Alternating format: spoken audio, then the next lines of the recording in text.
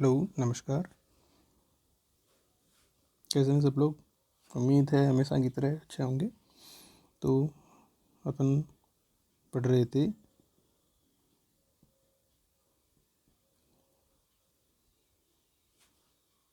जो भौगोलिक विचारधाराओं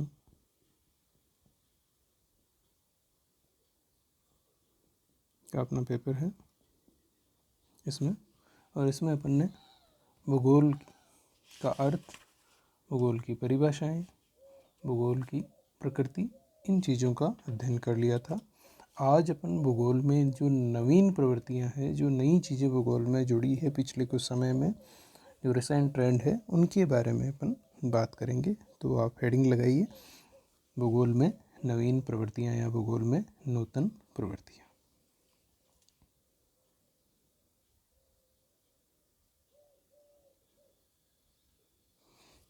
तो भूगोल में जो नवीन प्रवृत्तियां हैं, इसकी अपन बात करें उससे पहले कुछ एक प्रस्तावना के रूप में 2-4 लाइनें अपन समझ लेते हैं। तो देखिए, भूगोल एक व्यवहारिक विषय है जो समय के साथ साथ अपनी प्रकृति और विषय वस्तु में आवश्यक नवीनताओं का समावेश करता है। क्या मतलब है कि भूगोल एक व्यवहारिक विषय है, मतलब केवल सिद्धांतों पर चलने वाला विषय नहीं है, ये वास्तविकताओं से जुड़ा हुआ विषय है।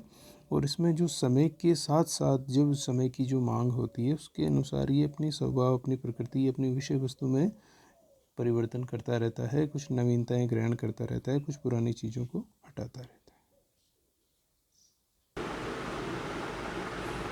है। और समय के साथ साथ में जो चीज़ें, जो इसमें ग्रहण की हुई बातें हैं, वो अगर तर्क की कसौटी पर खरी नहीं उतरती है, जो सिद्धांत है जो समय के साथ साथ अगर समय के अनुरूप चलने वाले नहीं होते हैं, तो उन मान्यताओं को ये उनकी तर्कपूर्ण ढंग से जांच करता है। और अगर समय के साथ में उनमें कुछ कमियां महसूस होती है तो उनको सुधारने का प्रयास करता है। और फिर भी अगर वो मान्यताएं समय के अनुरूप गलत साबित होती है, तो ऐसी मान्यताओं, कोई धारणाओं को ये त्याग देता है। ठीक है, अर्थात यह समय के अनुरूप सदैव नई धारणाओं और तथ्यों को ग्रहण करता है। मतलब समय के साथ साथ में जो भी अपडेट हैं, उनको ये ग्रहण करते रहता है। इसके अंतर्गत हम भूगोल में पिछले कुछ समय में हुए बदलावों या नवीन प्रवृत्तियों को व्यवहारिक रूप से समझेंगे। मतलब यहाँ अपन ने इस टॉपिक के अंतर्गत जो पिछले कुछ समय में जो भूगोल में जो महत्वपूर्ण परिवर्तन हुए हैं, जो नई चीज़ें ग्रहण की गई हैं, उनके बारे में अपन पढ़ेंगे। ठीक है, तो भूगोल में 20वीं सदी के मध्यवर्ती काल में संकल्पनाओं के सरल स्पष्टीकरण पर जोर दिया गया। मतलब भूगोल में 20वीं सदी से पहले मुख्य रूप से विवरणात्मक ज्ञान पर बल दिया जाता था। केवल जानकारियाँ एकत्रित की जाती थी, तथ्य और उसमें तर्क का अभाव रहा करता था। लेकिन 20वीं सदी के बाद में क्या हुआ कि स्पष्टीकरण पर विशेष जोर दिया गया, और उसके पश्चात भूगोल में जो नवीनताएं अपनाई गई, उनको अपन नवीन प्रवृत्तियों के रूप में यहाँ पढ़ेंगे। तो आप ये इतना एक बार नोट कर लीजिए, फिर आगे अपन देखते हैं।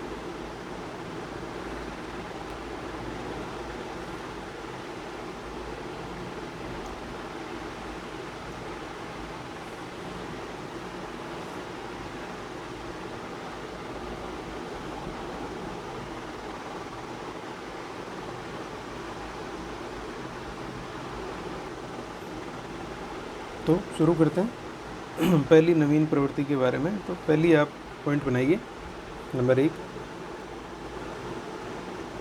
परिमाणीकरण की प्रवृत्ति। देखिए इसमें क्या है, प्रारंभिक समय में भूगोल में सिद्धांतों और सामान्य अवधारणाओं का ही अध्ययन मुख्य रूप से होता था। मतलब जब भूगोल का अपन शुरुआती दौर देखें, तो भूगोल में जो सिद्धांत बने, जो अवधारणाएं दी गई, उनका अध्ययन है वो मुख्य रूप से होता था। और यह जो अध्ययन का आधार था, वो एक तरह से विवरणात्मक था। इसमें विवरण जानकारी एकत्रित करना, उनके बारे में चर्चाएं करना, यही इसका मुख्य रूप से तरीका था। और यहाँ जो ये तरीका चल रहा था, इसमें तथ्यों के अंतर्गत जो आंकड़े थे, जो डाटा कलेक्ट होता था, जो सांख्यिकी के रूप में अपन कह सकते हैं कि जो डाटा था, नंबर्स के रूप में जो डाटा था, उसके बारे में यहाँ विशेष रूप से कोई ध्यान इसमें नहीं दिया जाता था। लेकिन ध्यान नहीं दिया जाता था। अब देखो इससे स्थिति क्या बनती थी कि जो जैसे कृषि है, खनन है, व्यापार है, उद्योग है, ये कुछ ऐसे फैक्टर्स है जो इनके बारे में अगर अपन को इनमें क्या उन्नति हुई, क्या नुकसान हुआ, इनकी क्या स्थिति है, अगर ये जानना होगा तो इसके लिए अपन को फिगर्स, आंकड़े देखने ज़रूरी है।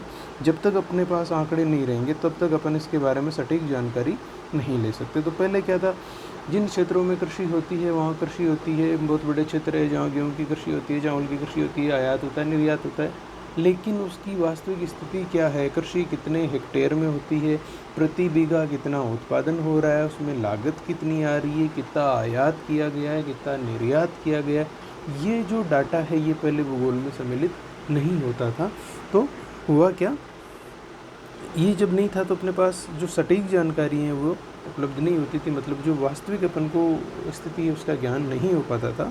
लेकिन 1960 के बाद में भूगोल में सांख्यिकी विधियों का प्रयोग किया जाने लगा और भौगोलिक आंकड़ों को सांख्यिकी विधियों के द्वारा मापन करके विश्लेषित किया जाने लगा। मतलब 1960 के बाद में सांख्यिकी जो गणितीय विधि है वो अपनाई जाने लगी, और जब ये विधियाँ अपनाई जाने लगी तो अपने क्षेत्र का, वही कृषि हो रही है तो कितने क्षेत्र में हो रही है, कितने बीघा में हो रही है, उसमें से प्रति हेक्टेयर उत्पादन कितना रह रहा है, लागत कितनी आ रही है, ये सारी जानकारियाँ अपने को, ये जो मापन है वो किससे संभव हुआ, 1960 के और बाद में।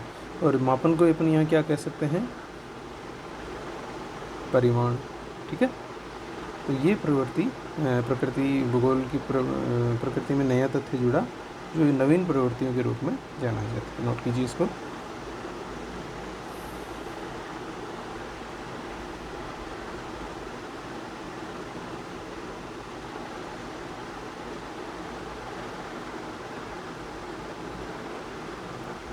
फिर देखिए दूसरा पॉइंट है क्षेत्रों का समाकलित अध्ययन।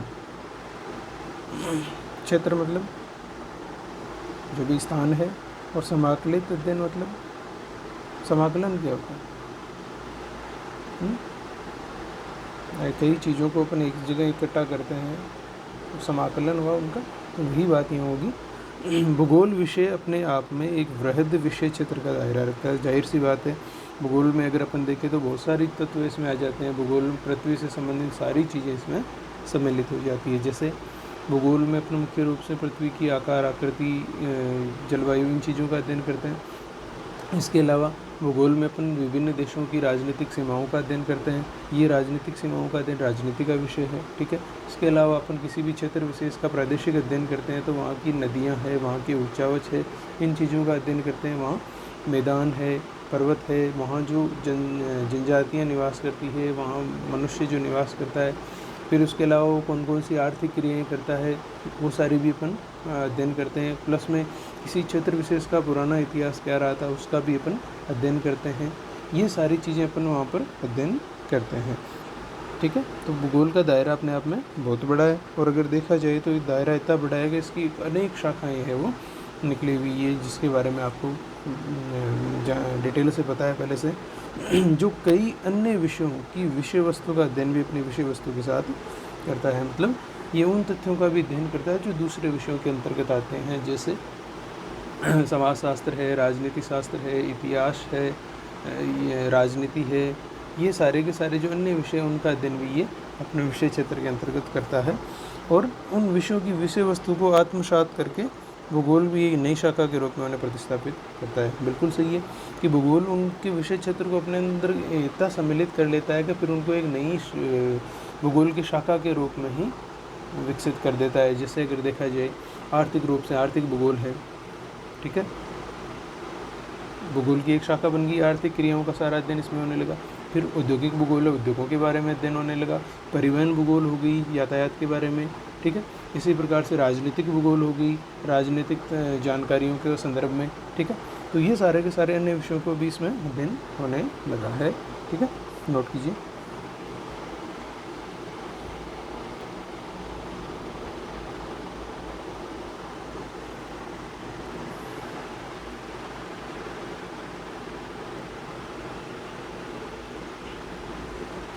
देखिए, फिर इसके बाद में अगली प्रवृत्ति आती है क्षेत्रीय विभिन्नताओं का अध्ययन। तो भूगोल में क्या है, क्षेत्रीय भिन्नताओं का अध्ययन जाहिर सी बात है शुरू से ही होता आ रहा है। लेकिन इसकी जो शुरुआत है क्षेत्रीय भिन्नताओं का अध्ययन करने की, ये 1925 से मानी जाती है। और ये शुरुआत की थी 1925 में कार्ल शावर जो विद्वान हुए इनके द्वारा। और इसके अलावा इनके साथ में हेटनर, हार्टशॉन और रिचटोफेन, ये चारों है जो मुख्य रूप से इसके लिए उत्तरदायी है कि शुरुआत शावर ने की थी, लेकिन इसका विधिवत रूप से जो विकास है वो इन बाकी तीनों ने किया था। तो ये चारों ने मिलकर क्षेत्रीय भिन्नताओं के अध्ययन में अपना योगदान दिया है। इस प्रवृत्ति के अंतर्गत भूगोल में जो प्रादेशिक क्षेत्रीय भिन्नताएं पाई जाती हैं उनका गहन अध्ययन किया जाता है। और ये अध्ययन इसलिए किया जाता है क्योंकि उस क्षेत्र विशेष की जो सारी की सारी गहन जानकारियाँ हैं, जैसे वहाँ पर कौन कौन सी क्रियाएं की जाती है, वहाँ कौन कौन से संसाधन उपलब्ध है, वहाँ की सामाजिक स्थिति क्या है, राजनीतिक वर्चस्व कैसा है, संस्कृति किस प्रकार की है, आर्थिक स्थिति किस प्रकार की है, और उस क्षेत्र विशेष में जो सारी की सारी जानकारी है उसका गहन अध्ययन है वो इसके अंतर्गत किया जाता है।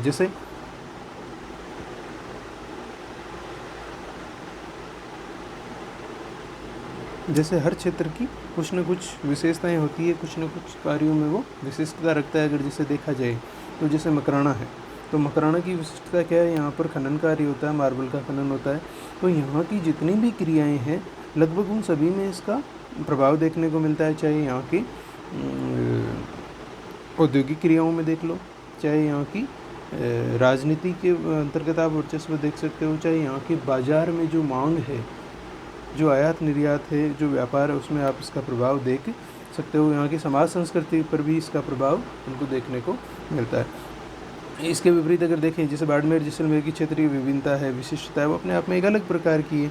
तो वहाँ पर किस प्रकार के, वहाँ पर खनन कार्य नहीं होता, अगर खनन कार्य होता भी है तो वो एक अलग पेट्रोलियम पदार्थों का होने लगा है। अब अगर सामान्यतः अगर देखें तो बाड़मेर जैसलमेर में क्या है, वर्षा कम होती है, कृषि कार्य के लिए भी वो जगह ज़्यादा उपयुक्त नहीं है, उद्योग वहाँ लग नहीं सकते। तो वहाँ का क्षेत्रीय विभिन्नता अगर देखा जाए तो किसके अनुरूप है, एक अलग प्रकार की है, मरुस्थलीय प्रकार की है। तो वहाँ पर जो अब क्रियाएं होगी वो भी क्या वहाँ खनन होगा, नहीं होगा, क्योंकि वहाँ खनिज ही नहीं है। तो वहाँ पर आर्थिक क्रिया के रूप में क्या किया जाता है, कृषि भी नहीं की जा सकती, पानी की समस्या है। तो वहाँ पर आर्थिक क्रिया के रूप में वहाँ की उस क्षेत्रीय विशिष्टता को ध्यान में रखते हुए पशुचारण का कार्य है वो मुख्य रूप से किया जाता है। तो इस प्रकार से क्षेत्र विशेष की जो विशेषताएं हैं, विशिष्टताएं, उसका अध्ययन है वो भूगोल में विशेष रूप से अब किया जाने लगा। नोट कीजिए।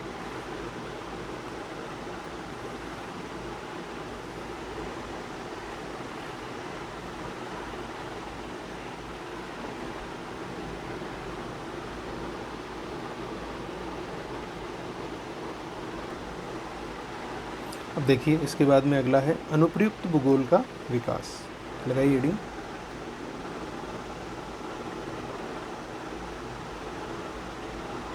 Development of applied geography.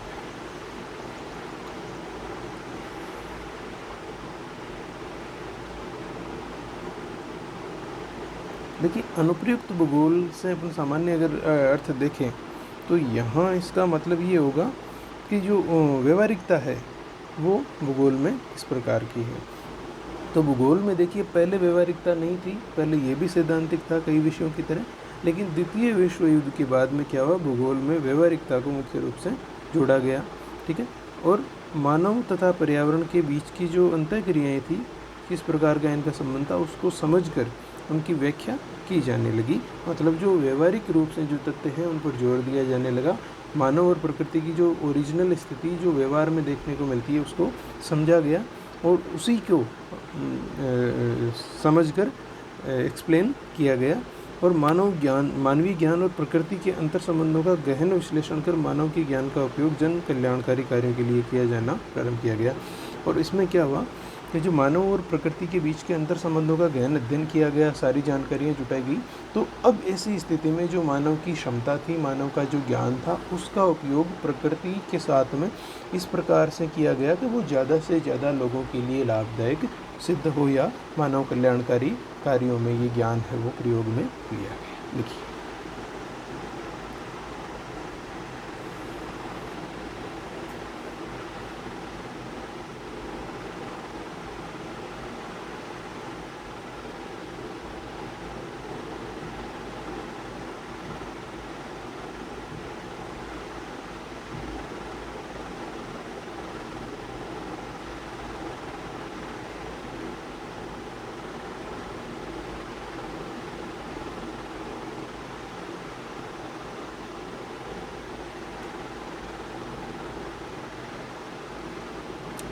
ठीक है। अब देखिए अगला पॉइंट है प्रादेशिकरण का। सब जानते हो क्या होता है प्रादेशिकरण, ये तो कई बार बताया हुआ है मेरा।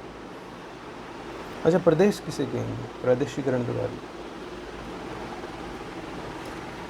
देखिए, प्रदेश एक ऐसा क्षेत्र होता है जो किसी न किसी रूप में अन्य समीपवर्ती जो क्षेत्र है उनसे विशिष्ट होता है।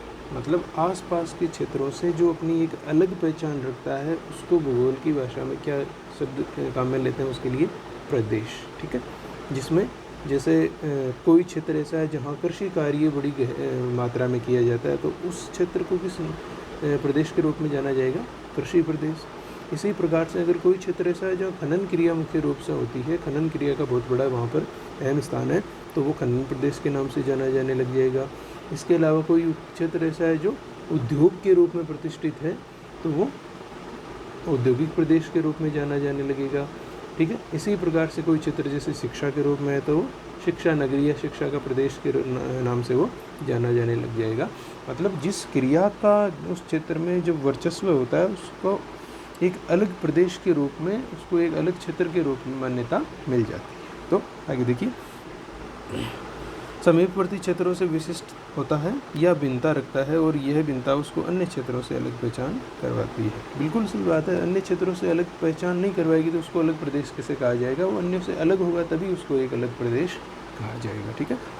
अब देखिए, शुरुआत में क्या था? प्रारंभिक समय में भूगोल का विषय क्षेत्र सीमित था, और इस समय सभी क्षेत्रों का एक साथ अध्ययन भी होता था।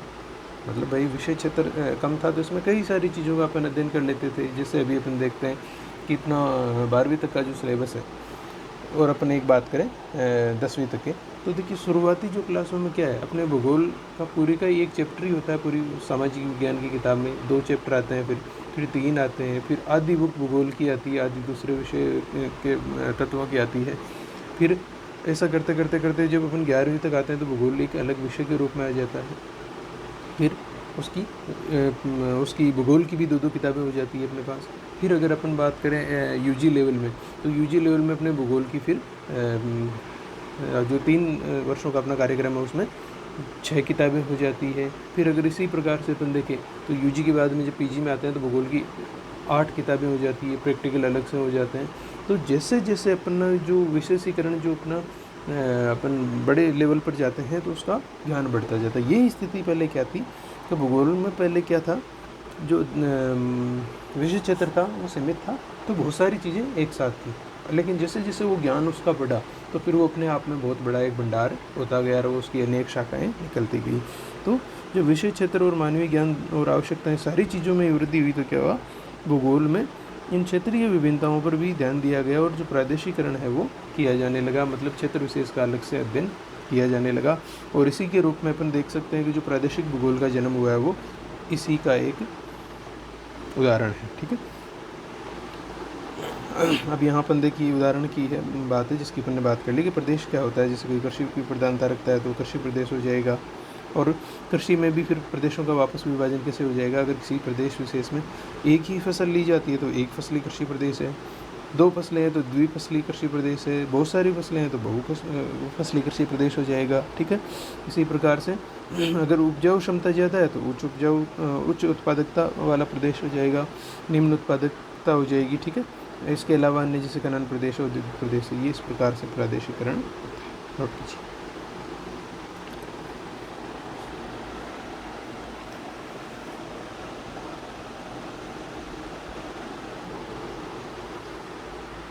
फिर देखिए अगली जो नवीन प्रवृत्ति समावेश की गई वो है मानचित्र विज्ञान। देखिए भूगोल में शुरुआत से ही मानचित्रों का अध्ययन करने का, मानचित्रों को जोड़ने का प्रयास किया जाता था, लेकिन उतनी पर्याप्त मात्रा में या अपन ये कहे कि विशेषीकृत रूप में ये प्रयास नहीं हुआ था पहले। लेकिन ये शुरुआत हुई उसके 20वीं सदी के मध्यवर्ती भाग में।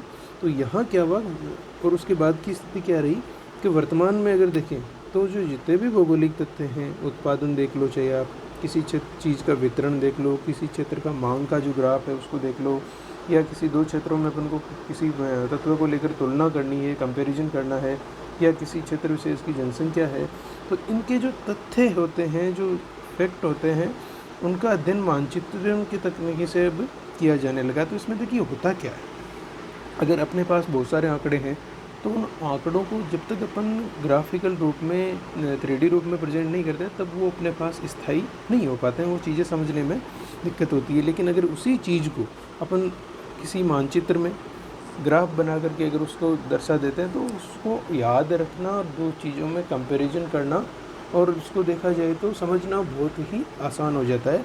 तो ये मानचित्रण विज्ञान है, ये भूगोल में पिछले कुछ समय से बहुत ज़्यादा प्रचलन में है। अब जैसे ये अपन देखते हैं कि भूगोल का अपन अगर कक्षा में अध्ययन करते हैं बिना बोर्ड की, अपन बिना मानचित्र बनाए अपन अगर नॉर्मली कई विषयों की तरह बात करते हैं, केवल मौखिक रूप से समझते हैं, तो वो सारी चीज़ अपने दिमाग में नहीं आएगी। अपन मेन कुछ बातें याद जरूर रख लेंगे लेकिन वो समझ में नहीं आ पाएगी। जैसे अगर मान लो अपन को पढ़ना है कि भारत के दक्षिणी भाग में प्रायद्वीप ही है, प्रायद्वीप के 3 और जल भरा हुआ है, कितने बंदरगाह है, तो ये चीज़ें जब तक आपके डायग्राम में आपके मैप के अंतर्गत नहीं होगी तो आपके वो दिमाग में वो इमेज नहीं बन पाएगी, आप उसको रट के उसको किताब याद रख पाओगे।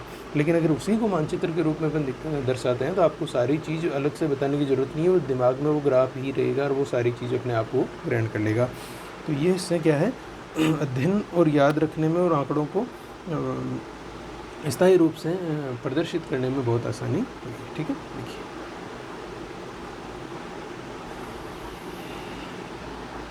फिर अगली हेडिंग लगाइए, गणितीय मॉडलों का प्रयोग।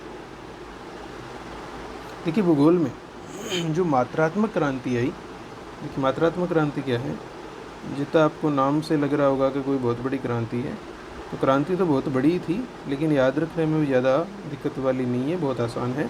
मात्रात्मक क्रांति से मतलब ये है कि भूगोल में जो गणितीय विधियों का, गणितीय मॉडल्स, इनका प्रयोग किया जाने लगा, तो इसी को क्या नाम दिया गया, मात्रात्मक क्रांति। क्यों, मात्रा, क्वांटिटी किस में नापेंगे अपन, गणितीय आंकड़ों में ही, तो यही मात्रात्मक क्रांति है।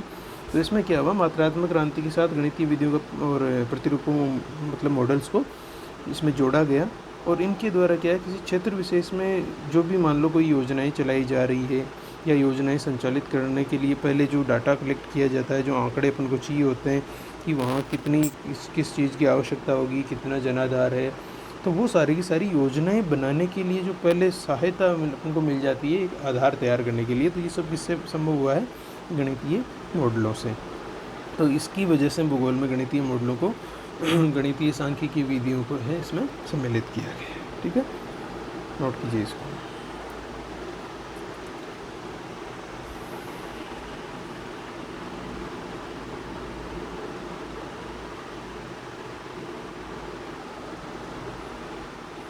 गया। और अब अंतिम आप पॉइंट लगाइए अपना, वायु फोटो चित्रों का प्रयोग। देखिए इसमें क्या है कि भूगोल में किसी क्षेत्र विशेष का जब अध्ययन किया जाता है तो बहुत सारी चीज़ों का अध्ययन इसमें एक साथ किया जाता है और क्षेत्र विशेष भी इसमें छोटा नहीं रहता, काफ़ी बड़े क्षेत्र का अध्ययन है वो करना होता है। तो अब देखिए अगर अपन व्यवहारिक रूप से देखें तो मान लीजिए 1 किलोमीटर 2 किलोमीटर तक का क्षेत्र है तो आप घूम के भी उसका सर्वेक्षण कर लोगे, जानकारियाँ इकट्ठा कर लोगे सारी की सारी। लेकिन अगर आपको 15 किलोमीटर 50 किलोमीटर का क्षेत्र मिल गया, 500 किलोमीटर का क्षेत्र मिल गया जिसका आपको अध्ययन करना है, वहाँ कितने खनिज है, क्या संसाधन है, वहाँ पर जल स्तर कैसा है, भूमि का ढाल कैसा है, वनस्पति किस प्रकार की, ये चीज़ें मान लो आपको वहाँ पर देखनी है, या परिवहन का स्वरूप कैसा है, जाल किस प्रकार, परिवहन जाल कैसा बना हुआ है, तो ये चीज़ें अगर आप पर्टिकुलर प्रत्यक्ष रूप से जाके अगर करना चाहोगे तो ये संभव नहीं हो पाएगी। तो इसमें हुआ क्या, भूगोल में जैसे जैसे भूगोल ने तरक्की की, जैसे जैसे इसमें आवश्यकताएं बढ़ती गई, तो भूगोल में क्षेत्रीय सर्वेक्षण के लिए वायुयानों का प्रयोग किया जाने लगा। और वायुयानों में कुछ इनबिल्ट कैमरा जो उनके तल में फिट किए गए, उनके माध्यम से उस क्षेत्र विशेष में जहाँ की जानकारियाँ लेनी है तो वहाँ उन वायुयानों को बड़े क्षेत्र में उड़ाया जाता है और उनसे फ़ोटो वहाँ के कैप्चर किए जाते।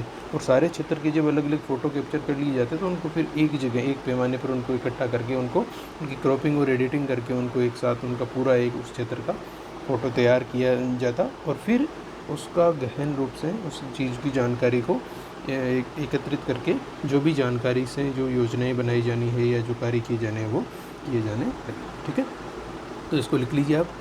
भूगोल भूतल का विज्ञान है और भूतल की विशालता अधिक होने के कारण प्रत्यक्ष रूप से बड़े क्षेत्र की जानकारी एक साथ हासिल करना संभव नहीं है। भाई छोटा क्षेत्र हो तो अपन प्रत्यक्ष रूप से कर सकते हैं, लेकिन बड़े क्षेत्र में अपन प्रत्यक्ष रूप से सारी जानकारियाँ नहीं ले सकते। तो ऐसी स्थिति में भूगोल ने अपने सर्वेक्षणों के लिए वायुयानों को एक निश्चित ऊंचाई पर, अब देखिए उसमें क्या है कि अगर आपको बहुत छोटे क्षेत्र का सर्वेक्षण करना है तो आप वायुयान की ज़्यादा ऊंचाई पर नहीं ले जाओगे तो भी सारा एरिया आ जाएगा, या आप बहुत ज़्यादा वायुयान को ऊंचाई पर ले जाते हो तो बहुत ज़्यादा बड़ा एरिया आ जाएगा लेकिन वो तथ्य छुप जाएंगे।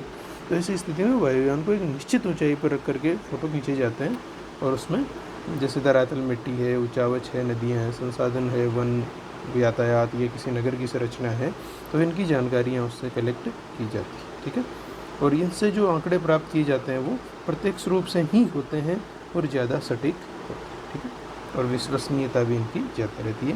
नोट कीजिए, और ये आपका भूगोल में नवीन प्रवृत्तियों का टॉपिक समाप्त।